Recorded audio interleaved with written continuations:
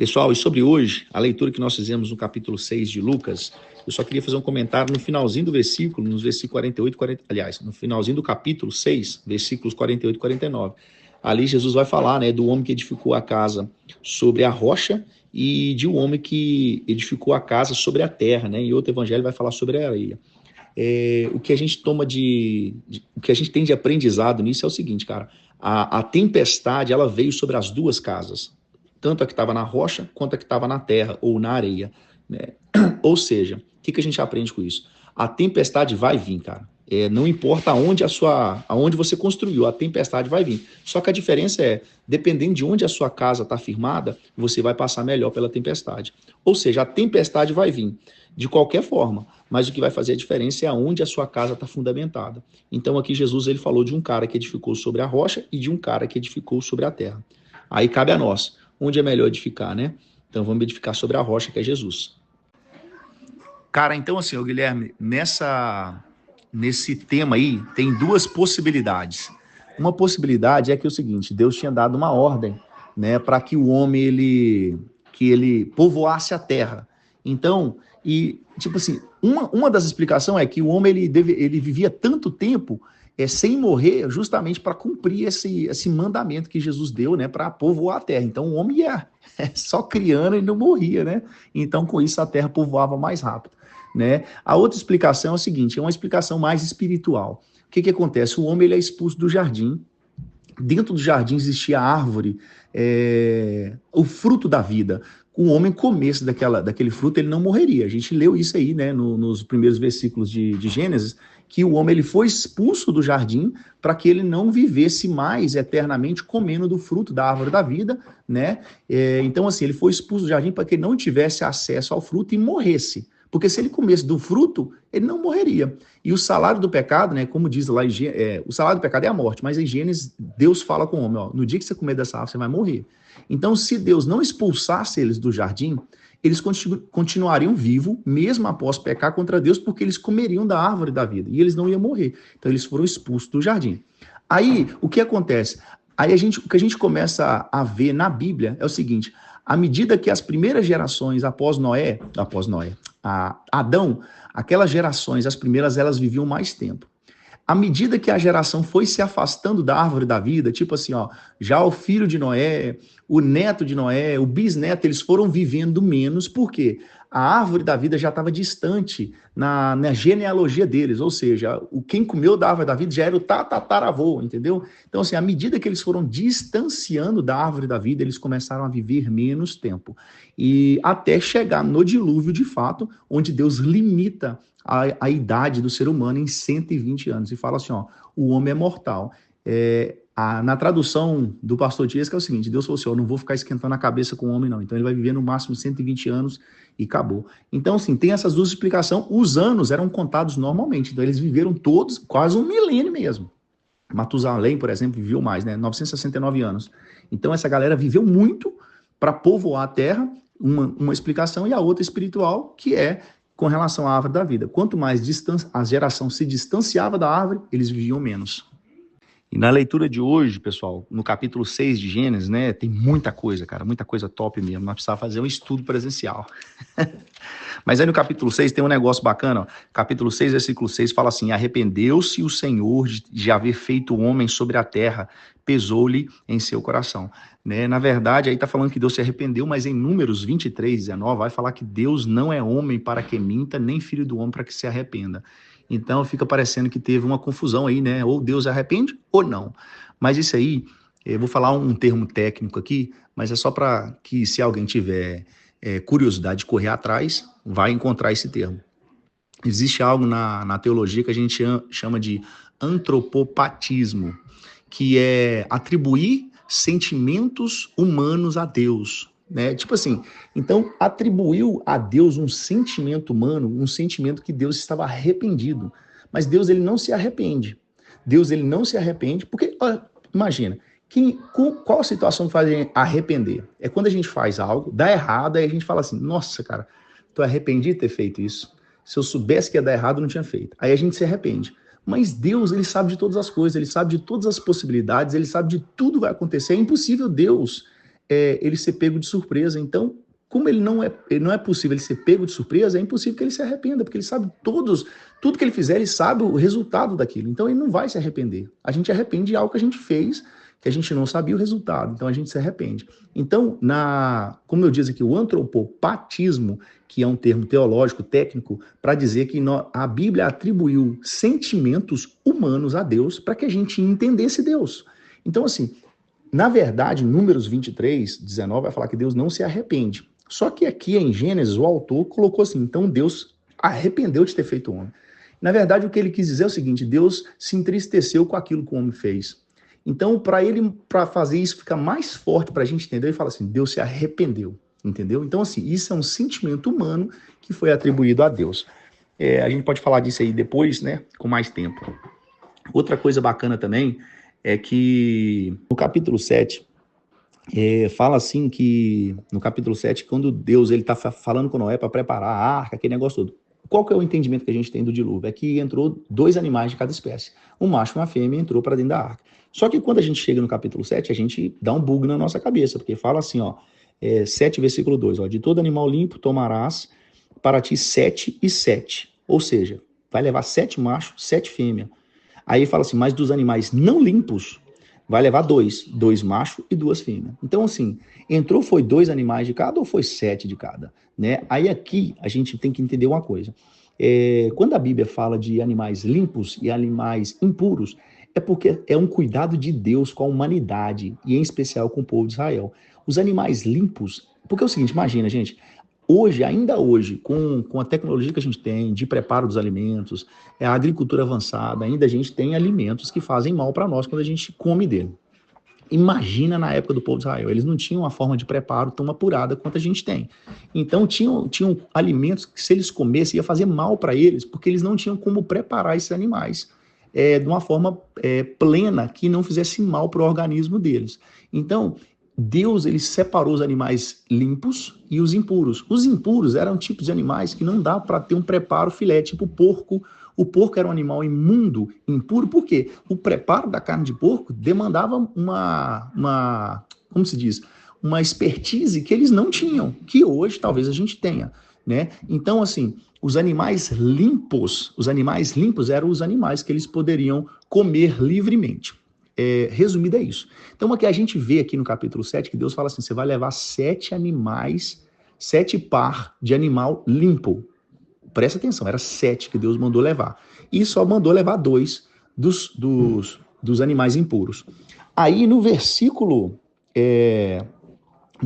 4 do capítulo 7 já tem a resposta. Por que isso? Porque fala assim, porque passados ainda 7 dias farei chover sobre a terra 40 dias e 40 noites, e desfarei de sobre a face da terra toda a substância que fiz. O que Deus está falando? Depois do dilúvio, tudo que eu fiz na terra, eu vou eliminar tudo.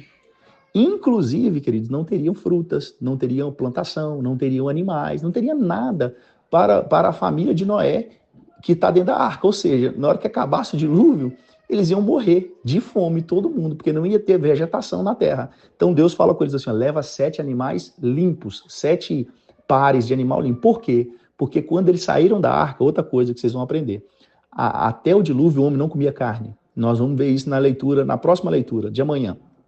Então, quando as águas do dilúvio baixaram, não havia vegetação, não tinha fruta, não tinha nada para o homem comer. Aí Deus permite o homem comer carne, e que carne que eles iam comer? Dos animais limpos. Então, por isso que Deus fala assim, leva 7 pares de animais limpos, porque esses animais serviram para alimento para a família de Noé após o dilúvio.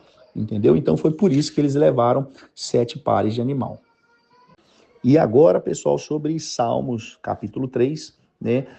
Na verdade, eu não tenho... O Salmo, né, é um salmo bem bonito, né? Eu até gosto muito do verso 5 do Salmo 3, do Salmo número 3, verso 5, fala assim, eu me deitei e dormi, acordei, pois o Senhor me sustentou. Eu recito esse salmo desde que eu era criança, então eu gosto muito dele. Mas a curiosidade que eu queria deixar para vocês é, por exemplo, eu não sei, não é em todas as Bíblias que a gente vai encontrar uma palavra chamada Selá. Por exemplo, quando você lê o verso 2, fala assim, muitos dizem da minha alma, não há salvação porque para ele em Deus. Aí tem entre parênteses a palavra Selá, entendeu? Aí você vai encontrar essa palavra Selá No Salmo 3 aí também, no último verso, ó, por exemplo, verso 8, fala assim, a salvação vem do Senhor, sobre teu povo seja a tua bênção. Aí está escrito aí a palavra selar. Cara, o que significa a palavra selar? Tem 4 possíveis explicações. Pode ser uma pausa ou uma reflexão, né? Muitos estudiosos acreditam que quando a gente encontra essa palavra selar, era uma indicação para fazer uma pausa. Era o leitor, né? Ele dava uma parada e meditava sobre aquilo que ele acabou de ler, entendeu? A outra explicação poderia ser uma direção musical. Como os salmos são músicas, né? Poderia ser que esse selar era tipo uma pausa no instrumental ou algo assim, ó, indicando que ia mudar a melodia da música, entendeu? Isso era uma explicação. A outra explicação poderia ser que nessa hora que a gente vê escrito selar, pode ser que nesse momento existia uma exaltação ou uma ênfase na interpretação. Tipo assim, era como se quem estivesse lendo, nessa hora, ele elevava a voz para dar um destaque mais importante nesse momento, entendeu? E assim, e o significado literal da palavra selar no hebraico significa erguer ou elevar, entendeu? Então, assim, quando as pessoas perguntam assim, o que significa a palavra selar, pastor? Eu tenho para mim, né, que é o momento de pausar e fazer uma reflexão sobre aquilo que a gente acabou de ler, entendeu? Então, assim, sobre o Salmo, o comentário é uma curiosidade de hoje, entendeu? Eu recebi 2 perguntas no privado aqui, que são importantes. Vou responder aqui para todo mundo, porque são perguntas boas, entendeu? Uma era se o homem passou a comer a carne só após o dilúvio, por que então Abel era pastor de ovelhas, né?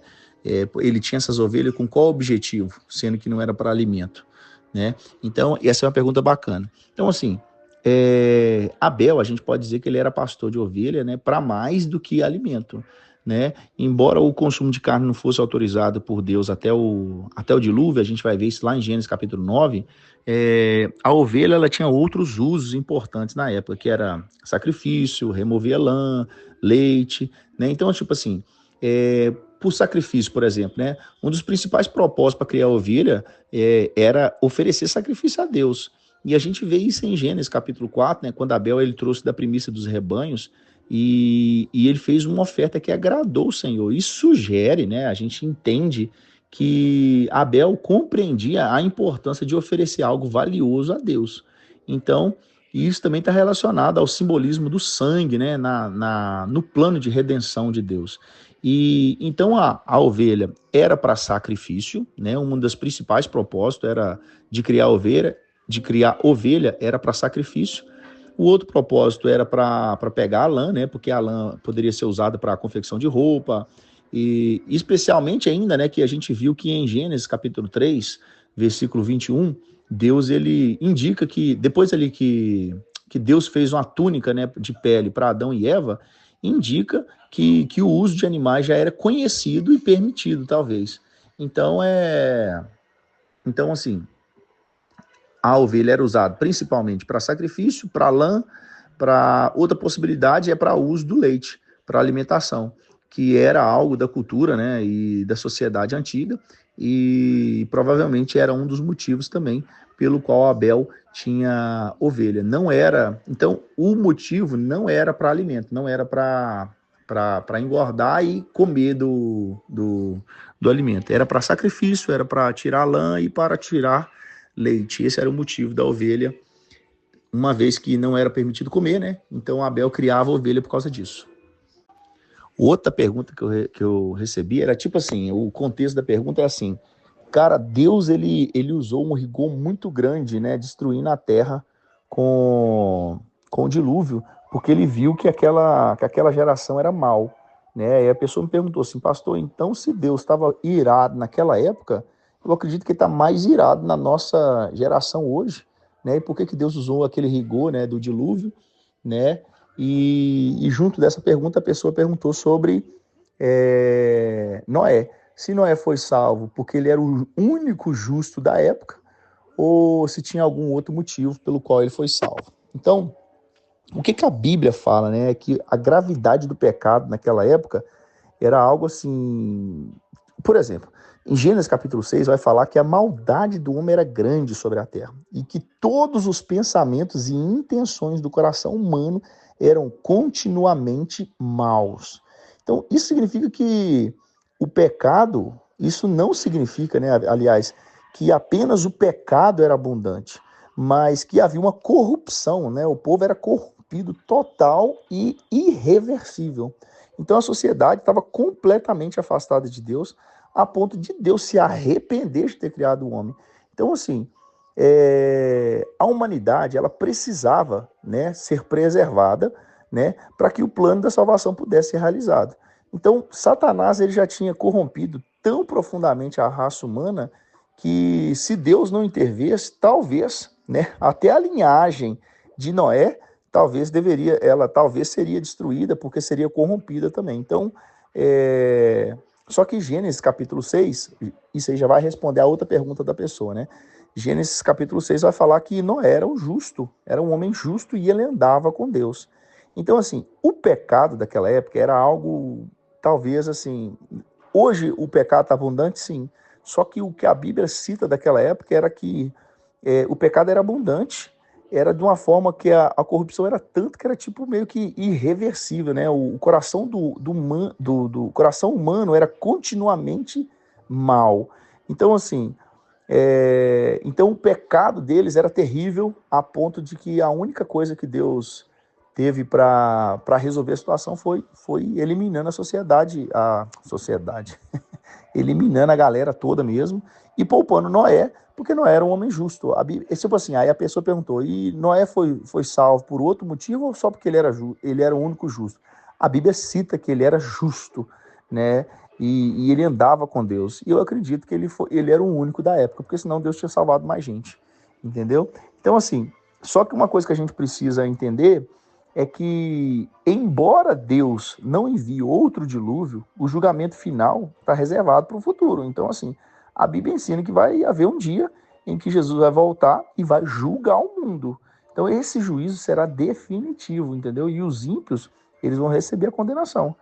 E enquanto os justos vão viver eternamente com Deus, o ímpio vai ter uma condenação eterna. Então, assim, no final, a condenação vai ser igual rigor, né? A gente assusta porque Deus destruiu a cidade, aliás, destruiu a população humana e salvou só Noé.